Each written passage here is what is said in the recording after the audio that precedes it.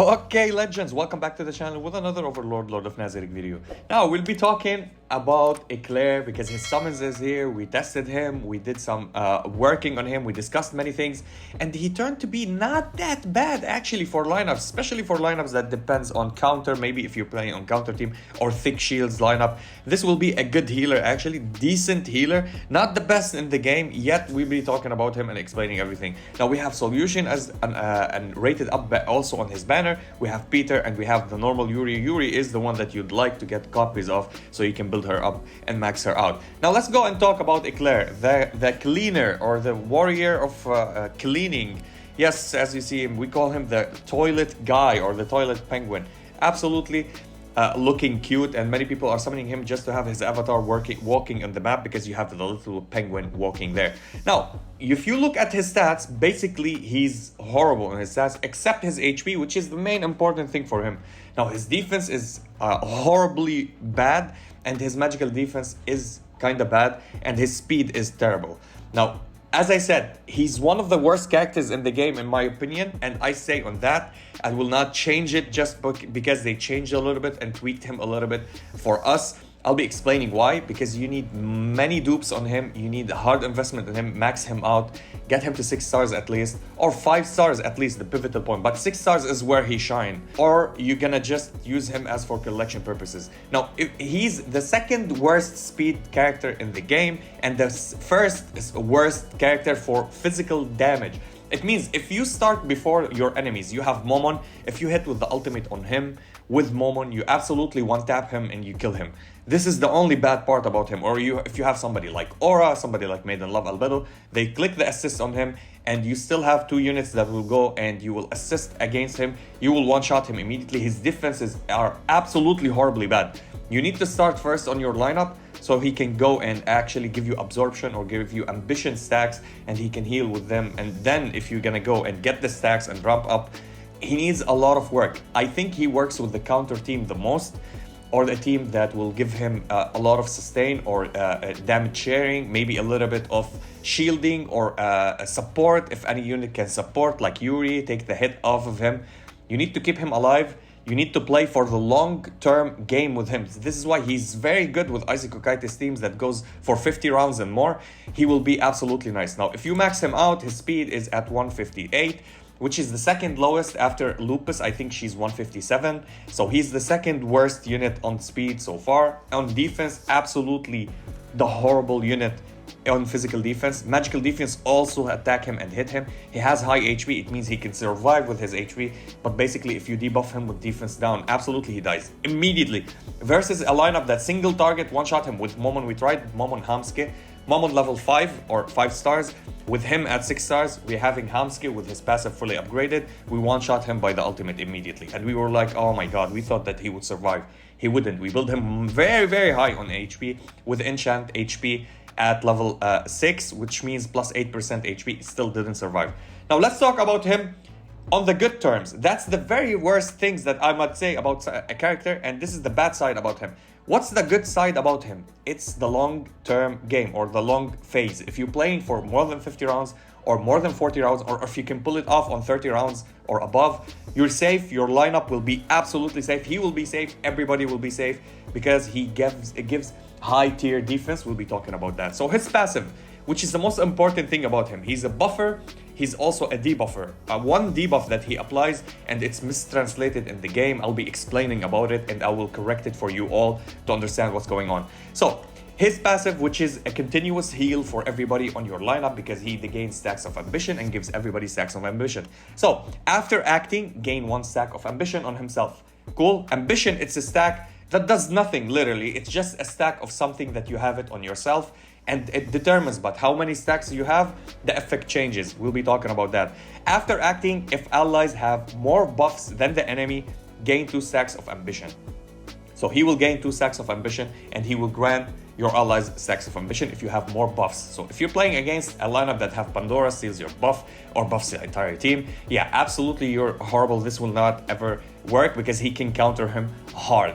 Now, after acting, if allies have fewer debuffs than the enemy, gains 2 stacks of ambition. Now this is countered by, let's say, somebody like normal Kukaitis. somebody like Demiurge, or not only Demiurge and Albedo on everything, and Cocytus, the normal one, but in the future we're gonna have Lupus, the warrior one, with bleed all over their lineups. We're gonna have Yaldabaoth with bleed on the other team, and we have Entoma with bleed on the entire lineup. So this one also can be a little bit bad if you can stack up with buffs with, let's say, Masked Chaltir in the future on a lineup, and have debuffs with the other bleed characters. These two passives will never proc for you, so be careful. Keep in mind that this unit is hard countered in the future. You will never use it against these lineups, because these lineups counter him so hard. You're not gonna see any stacks of ambition on your lineup. Maybe you'll see on him only, because after acting and before acting, that's all. So before acting, consume all stacks of ambition. Each stack restores HP equal to 2.5% of Eclair's max HP to all allies. This is small number, but we're gonna talk about it, how it becomes bigger with his second skill, but it's only for a single target. Unable to heal when immobilized. Again, when he's stunned, if you stun him or freeze him or do anything, immobilize, stun or freeze, not taunt, not silence. Silence and taunt will also proc his passive. He can proc his passive, but with freeze and stun, you cannot proc the passive. Or charm if you put him on your end of the team, but we don't have mind control in the game. So every 4 actions, I think this is the 4-star. Every 4 actions by allies, Eclair gains 1 stack of ambition on himself. This is it, the 4-star. Now the 6-star. After acting, if allies have more buffs than the enemy, they gain 2 stacks instead of 1, everybody on the lineup. After acting, if allies have fewer debuffs than the enemy, they gain 2 ambition, which will ramp up. This is where you ramp up so high, so you gain more stacks. Now, how does ambition work? I want for you to not get confused. If you have ambition and you lost HP, you lose a stack of ambition and you heal. Cool? Now, if you are full on HP, you don't heal, but the stacks of ambition remains. So against AoE teams as well, if you're playing Abyss against AoE and continuous damage will drain your HP. If you don't have a cleanser, if you don't have shields to soak up a little bit of damage, you're gonna take a little bit of damage, and these will never stack up to the points that I'll be talking about. So what am I talking about? Ambition effect enhancement goes up to 4%. So 4% healing with every stack of ambition passively when you get to level 4. The level 5, which is the most important thing about him, this is what you want to upgrade if you're maxing him out and you want to work with him. If more than 5 stacks of ambition are consumed for healing, all allies gain high tier defense boost, which will make your team absolutely huge, because it's a high defense boost for 40% for physical and magical, which will allow him to survive and keep healing from now on forward more and more and more, and your entire team will be stacking on defense. It means you can't one-tap them or kill them easily with single target or AoE with physical or magical. Through damage though, it still goes through. We have a little bit of characters that deals through damage, and the new characters that will come up will have through damage. So this one will, like, it's whatever in the future. So he's countered hard in the future again.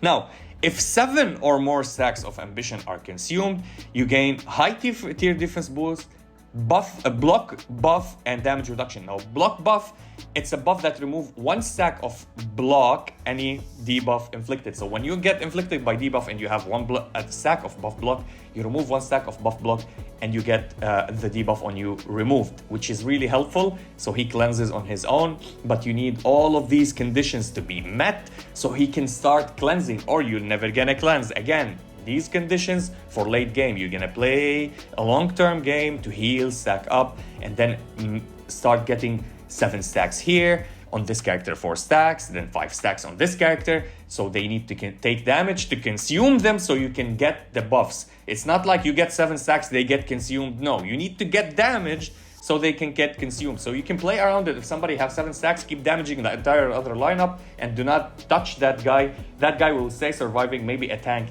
Do not approach him, or another healer, or himself maybe.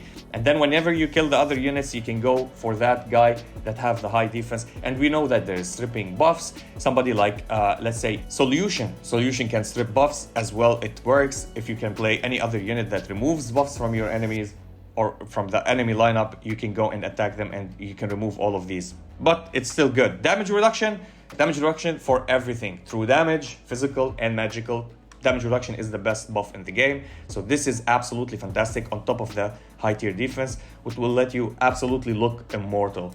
This is about his passive. Now, his first skill, it's easy peasy, deals magical damage equal to 50% of attack plus 7% of HP. It starts at 6 if you get it to level 2, and at level 3 it goes to 8%. So the more you build him on HP, the more he deals damage. Now, when you get it to level 4, which is here where you stop if you want, deals magical damage equal to 50% and 9% of attack.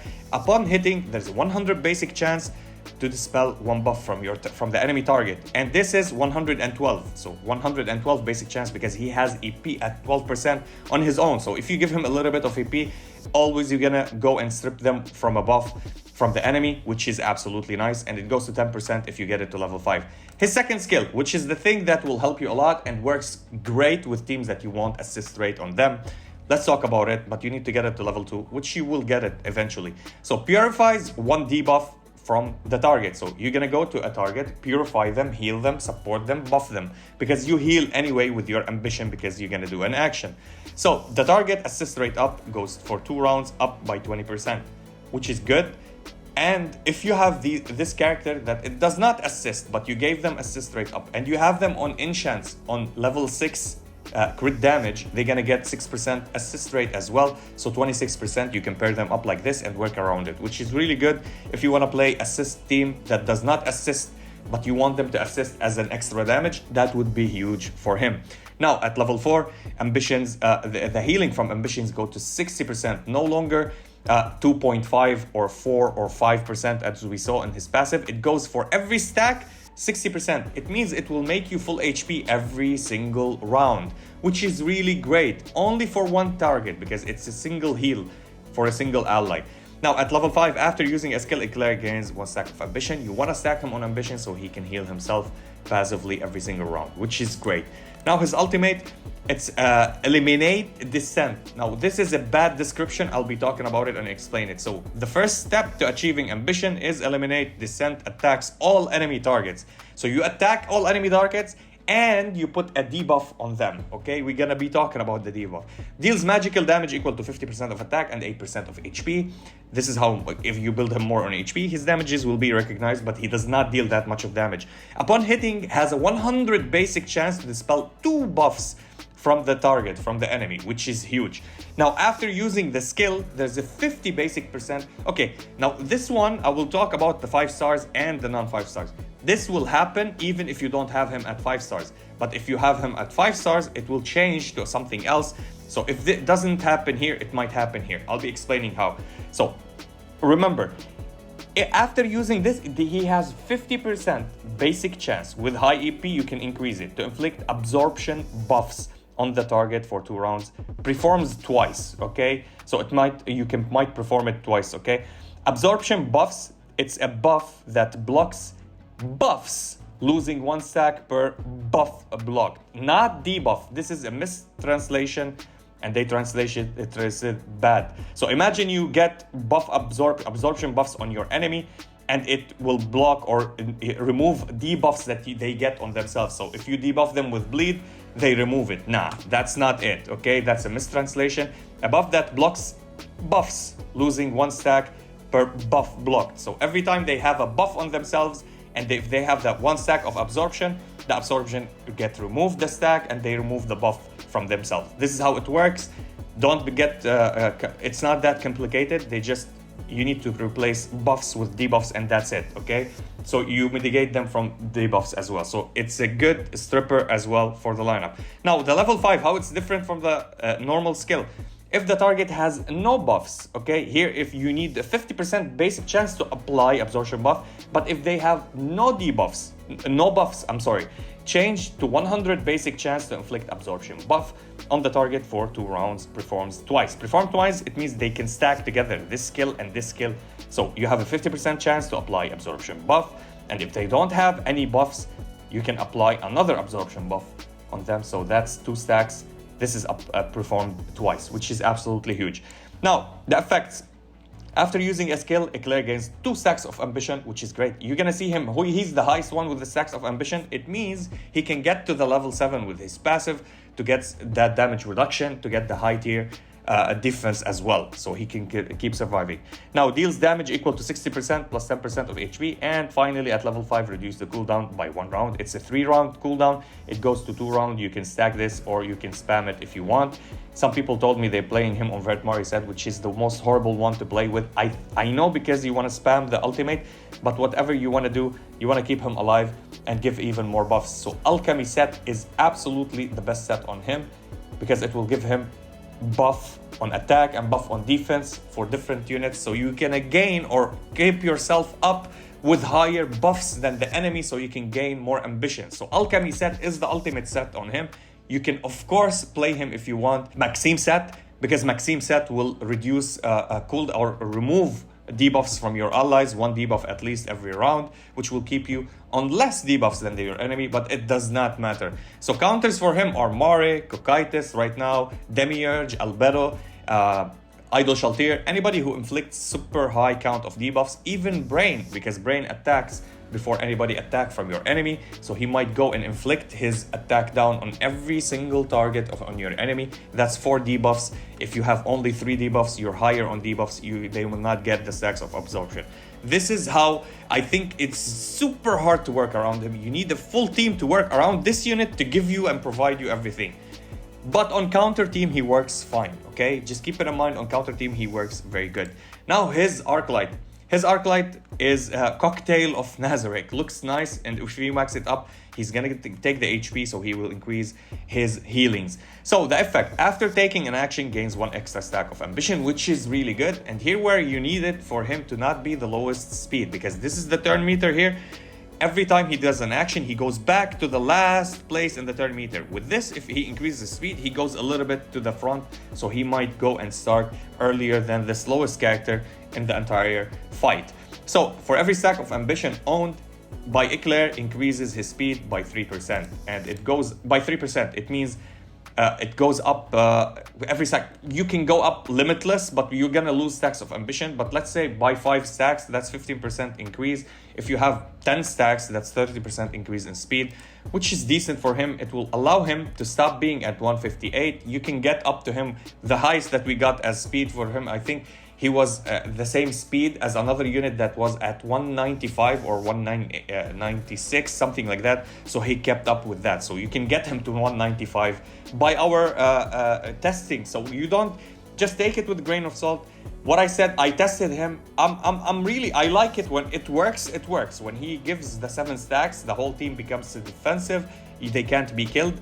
But it's very hard, trust me, it's very hard. And we were playing free-to-play versus a whale, and that whale was like, oh my god, it needs a lot of time and a lot of work for his ambition to work, especially when we played debuff team.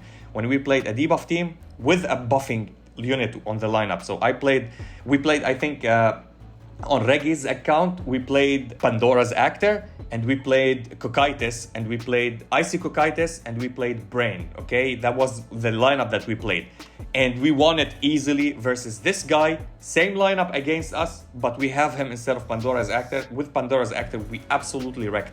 So Pandora's Actor guaranteed us more buffs and more cleansing, and we did a lot of debuffs with Cocytus and a lot of debuffs with Brain as well. So it kept us and helped us out. With Icy Cocytus, he also buffs. So we were winning the buff trade, and the debuff trade is between anybody who has higher ER or higher EP. So my conclusion, decent unit, okay unit, good unit for you if you don't have anybody and you want to build him, or if you want to get him for collection. I would never build him. If they pay me, I would never build him. Very bad unit actually for me, or for free to play or low spenders. Even for whales, it's like not worth it, because he's not a game breaker or game changer for you. So if you want my advice, stay away from building him for your main lineups in PvP. For PvE, he works on the long run. If you have long fights, he will heal everybody and give you all the buffs and for PvE, absolutely perfect unit. 100% build him for PvE. But for PvP, absolutely horrible. Needs a lot of time to play. And there's a lot of better units coming up in the future, so keep your eye on that. And that was it for the video. I'll be seeing you in the next one.